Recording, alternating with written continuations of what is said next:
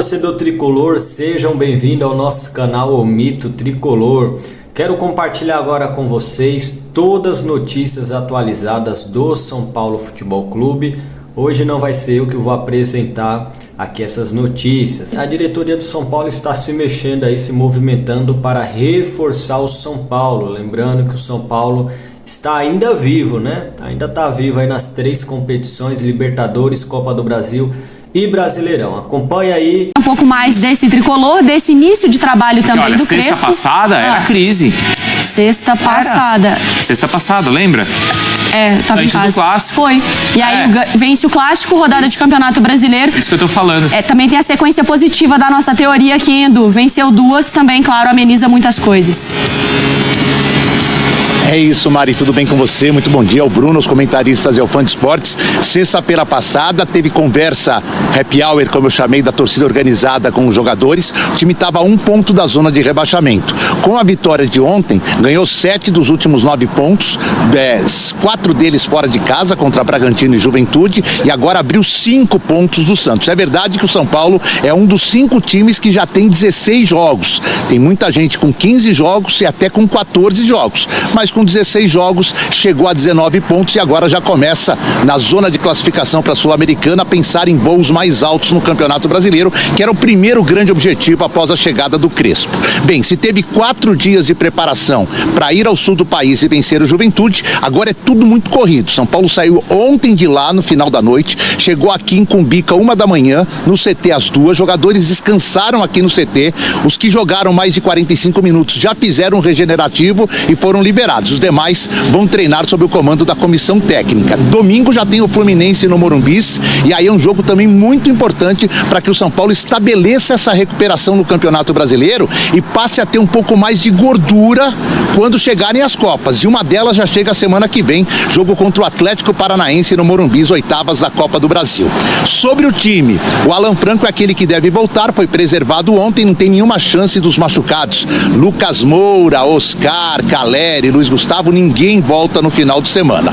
O Luciano chegou a 97 gols, o segundo jogador mais longevo do grupo, está a 3 gols de uma marca centenária e tem sido o grande destaque da equipe do São Paulo neste momento. E claro, ainda a diretoria, apesar da recuperação, está monitorando o mercado. Segue atrás de um lateral direito, segue atrás de um zagueiro destro e segue atrás principalmente agora de um meia. É o que tem faltado ao São Paulo. O Rodriguinho até está entrando, mas não é aquele jogador que a torcida sonha como meia para a ausência do Oscar. Então a diretoria trabalha fora de campo e o São Paulo recupera-se dentro de campo com o Hernan Crespo e tem o Fluminense no final de semana. Duelo de tricolores, então, no final de semana. O São Paulo, em Luciano, depois da pausa do Mundial de Clubes, 3 gols, é o artilheiro do time, e 2 assistências, 13 finalizações, 5 no alvo, grandes chances e a vitória garantida ontem por ele. É um momento feliz para todos, um momento que é decisivo, um momento que ele está bem. Cada bola que toca é perigosa, está fazendo gols, asses, está jogando bem. Está jogando bem, é importante, mas também muito importante que o segundo jogo consecutivo de baliza zero. Então, quando você começa a segurar a baliza zero, já sabe que com o talento que a gente tem à frente, antes ou depois pode fazer gol. O desempenho, ele passa muito pelo momento que nós vivemos, eu até disse isso, né? Isso ocorreu também no passado, a gente, quando teve algumas derrotas fora, eu falo a gente porque agora faço parte da equipe de Juventude. O torcedor, ele tá desanimado, é normal, a frustração é grande, é óbvio, né? Então, essa é a parte dele. Se a bola do Verón entra, né, ali com 12, 13 minutos, a estratégia tinha valido aquilo que a gente planejou. Extremamente feliz com a vitória do nosso tricolor, muito necessária para a recuperação nesse campeonato, mas gostaria de fazer uma reflexão. Como é ruim esse André Silva? Devia se limitar a ficar plantado na área para a bola bater nele sem querer entrar, porque quando não é sem querer, é na sorte e a bola não entra. Tisse saber que hoje trabalhei 12 horas e no fim do mês ganho R$2.000 brutos. Esse cara não ganha Menos do que 400 mil para conseguir fazer uma tabela, acertar um passe. Não foi nenhuma surpresa. Assim que ele saiu, o Ferreirinha entrou e saiu o gol. Eu estou usando o exemplo do Lucas, que usou o exemplo do André Silva, mas eu queria, aliás, eu acho que é um assunto para a gente conversar outro dia, qualquer dia desses aí, num dia mais tranquilo, sobre os salários exorbitantes que os jogadores de futebol ganham, mais especificamente do São Paulo, né? Porque eu sempre falo com vocês aqui das pessoas que insistem em dizer que jogador de futebol é coitadinho, e eu fico maluco com isso. É um jogador que ganha aí 400, 500, 700, 3 milhões por mês para jogar bola. Não é para inventar a cura do câncer, não é para proteger você na rua como faz a polícia, não é para proteger a sua saúde, salvar a sua vida como faz um médico, não é para descobrir uma cura de uma doença como é um cientista, é para jogar bola, é para jogar bola.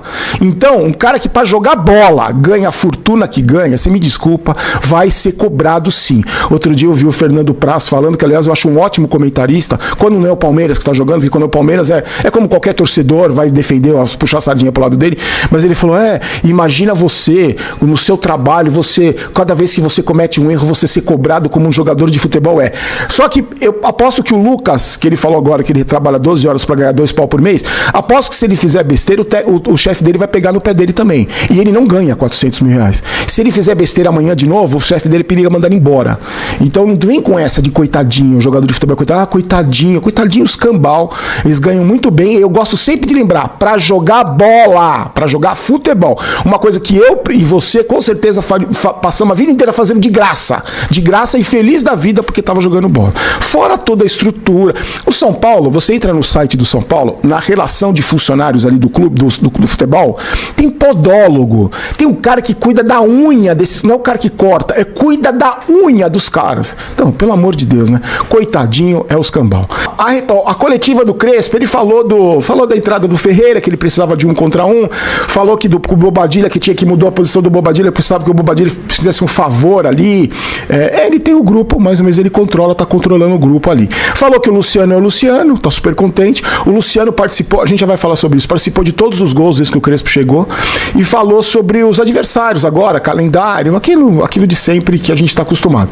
E lembrando que ele não pulou no colo do Luciano quando o Luciano fez o gol, né? Todo mundo comemorou, mas ele não viu o Crespo pular no colo do Luciano. E teve um amigo que eu esqueci o nome dele agora. Ele mandou um e-mail pra mim falando: Barolo, lembra que o Zubeldia estaria suspenso do jogo contra o Atlético Nacional, porque ele tomou cartão amarelo. E o Zubeldia, o último cartão que o último cartão que o Crespo recebeu foi em 2021, na primeira passagem dele pelo São Paulo. Você vê a postura. É que aquilo que a gente falava, né? Eu gostava do Zubeldia vibrar no campo, eu achava legal. Eu tinha essa imagem, né, do torcedor dentro de campo, só que ele passava do ponto, né? Passava do ponto, tomava cartão besta, prejudicava o clube. Como é um clube sem comando, ele não levava bronca, no outro jogo ele fazia a mesma coisa. E não precisa você pular no colo do jogador. E o mais importante é o trabalho feito com os jogadores dentro de campo, né? Não é ali fora na beirada de campo. Senão você coloca um animador de torcida, põe o Liminha do Silvio Santos, que aliás é um cara muito gente boa, fica lá fazendo festa com a torcida, é a mesma coisa. Então é verdade, ele estaria suspenso. Agora, eu vou lembrar, eu quero que você guarde isso aqui que eu vou falar, meu amigo, minha amiga, guarde isso que eu vou falar, com o passar do tempo, talvez a gente precise lembrar disso aqui. O Crespo começou a fazer um trabalho, jogou contra o Flamengo, um jogo horroroso, uma postura defensiva, o São Paulo perdeu. Depois fez contra o Bragantino um bom jogo, contra o Corinthians fez o melhor jogo do ano e ontem fez o resultado que era o mais importante. Então, tava na cara, pra mim tava na cara que a culpa não era dos desfalques, vê, ele tá com mais desfalques ainda que o Zubeldia e conseguiu achar soluções. A culpa era sim do Zubeldia, também era do Zubeldia, como a gente cansou de falar aqui, só que eu vou lembrar mais uma vez o que eu venho falando desde a época que o Diniz foi demitido. Se esses incompetentes que administram o clube não derem respaldo pro Crespo, no primeiro problema ele já vai cair, ele já vai sair. Porque lembra que eu falei da entrevista do Fernando Casaderrey na Bandeirantes, que ele falou que na época do Tele Santana, por 3, 4 vezes, jogadores quiseram derrubar o Tele, e ele chegou para os jogadores e falou: vocês saem, o RH é naquela porta ali, o Tele vai ficar, deu respaldo pro treinador, e o Tele foi campeão do mundo, conquistou tudo que conquistou no São Paulo. Então não adianta nada você ter um treinador bom, como o Crespo está se mostrando ser, até agora também não provou nada, mas pelo menos o São Paulo já tem uma outra cara, se essa diretoria não der respaldo quando os problemas acontecerem. Porque o que eu falo de dar respaldo não é tirar foto com o cara que fez fez o gol. Ontem não foi com o cara que fez o gol, foi com o Ferreira, né? Ele mudou, acho que ele faz de propósito isso pra provocar a gente. Mas não adianta nada você não dar respaldo no primeiro problema que acontecer. Numa derrota, numa cobrança mais dura em cima de algum jogador, numa cobrança mais dura em cima do elenco. Se não tiver uma diretoria para dar respaldo pro treinador, a chance de lá pra frente, na primeira crise, o Crespo ser triturado é enorme, como aconteceu inúmeras vezes. Então eu tô lembrando isso já, né? O começo de trabalho é bom, tá todo mundo contente, só que se esses incompetentes não derem respaldo pro treinador, o que eu acho difícil, porque agora, tirando a parte da incompetência, eu tô falando que não é característica desses caras que comandam o São Paulo. Não é característica desses caras ter um comando como foi, por exemplo, do Fernando Casaderrey, né? Que tinha uma hierarquia, que era ele, depois o treinador, depois os jogadores. Lá no São Paulo é o oba-oba, aquela coisa que todo mundo faz o que quer. A gente sabe como funciona. E isso não é só, vamos ser justos, não é só da gestão Casares. Isso aí vem da gestão Leco, gestão Aidar e desse mesmo grupo político. Então não é característica desse grupo político fazer nenhum tipo de cobrança, de dar respaldo para treinador. Não é característica desses caras. E aí, o Luciano jogando na posição certa, o que a gente falou, ontem aliás teve pouco Enzo Carente. Acho que eu vi 1 ou 2 Enzo Carente que eu ignorei solenemente, mas teve viúva do Igor Vinícius, por incrível que pareça, gente. Tem gente que tem saudades do Igor Vinícius. É um Enzo Carente, com certeza. Mas muita gente lembrou da posição certa do Luciano, né? E o Luciano jogando na posição certa com o Crespo, ele não jogou contra o Flamengo porque estava suspenso e participou de todos os gols do São Paulo desde que o Crespo chegou. Os 2 contra o Bragantino, fez os 2 contra o Corinthians e fez ontem contra o Juventude. É simples, né? Jogar na posição certa. E ontem, meus queridos, eu nem comentei com vocês a volta do Luan. O Luan voltou depois de 665 dias a vestir a camisa do São Paulo. O último jogo do Luan com a camisa do São Paulo foi contra o Curitiba no dia 27 de setembro de 2023. O São Paulo jogou contra o Curitiba. Olha que... Pô, fiquei contente pela volta do Luan. Agora, Luan, só depende de você, filho. Só depende de você. Os treinadores que passaram aí, por alguma razão, eles tinham para não te relacionar, para não te dar chance. Agora, depende de você. Eu gosto de você, eu acho que você teve um papel importante, só que se não tiver responsabilidade, e mesmo eu gostando de você, você vai ser cobrado igual outro jogador qualquer. Não é porque você é da base, porque você corre, é esforçado, que você não vai ser cobrado e que tem que ficar passando a mão na cabeça. Se dentro do São Paulo tem 1 milhão de pessoas que ficam passando a mão na sua cabeça, agindo errado, porque prejudicam você e prejudicam a sua carreira, neste canal e das pessoas que acompanham esse canal, você não vai ter passada de mão na cabeça. Você vai ser cobrado como jogador de um time gigante que é o São Paulo e vai ser elogiado como cumpriu o seu papel. Então eu ontem, pessoalmente, fiquei muito feliz pela sua volta, agora é você aproveitar as oportunidades. Já vamos falar do Grego, já, que tem a ver com a última pergunta de um inscrito do canal, tá? O Richelli fala o seguinte: o time jogou bem, com toques pelo meio, criando inúmeras chances, sem contar que o Rafael praticamente não trabalhou. Sabemos que o Juventude não é parâmetro, mas se compararmos com o time do Zubeldia, a evolução e a melhora são notórias. Sem contar ainda o tanto de desfalque que temos. Então, Richelli, por isso que eu separei seu comentário, porque muita gente falou dos desfalques também. Tá aí. O mesmo número de desfalques, aliás, mais desfalques ainda, né? Porque tá sem as principais estrelas, o São Paulo tá achando pelo menos um mínimo padrão de jogo. Agora, é claro que eu já vi gente falando de G4, gente. Peraí, calma. Os caras também os caras são empolgados. Calma, não é G4, calma. Vamos aos pouquinhos, né? O Rodrigo falou o seguinte: Barolo, para um time que sofreu quase 30 gols até aqui, era obrigação fazer pelo menos um gol. Agora a meta é sonhar com mais 3 contra o Fluminense e depois ir para a Copa do Brasil, distante da zona de rebaixamento e com o time titular. Então, o Rodrigo postou isso aqui de acordo com aquilo que eu falei sobre será que ele vai poupar contra o Fluminense? Eu acho que não tem que poupar ninguém. Os caras estavam de férias até agora há pouco, gente. Estavam de férias. É importante fazer 3 pontos. O Fluminense vem de 2 derrotas seguidas. Vai estar o Morumbi lotado, é importante. Eu ia com o titular e com o titular contra o Atlético também, porra. O Edilson, vitória importante. Uma coisa ficou clara. Desde o jogo contra o Bragantino já tem um mínimo de padrão de jogo com a chegada do Crespo. O São Paulo tem um time limitado tecnicamente, como sabemos, mas a vitória tinha que vir.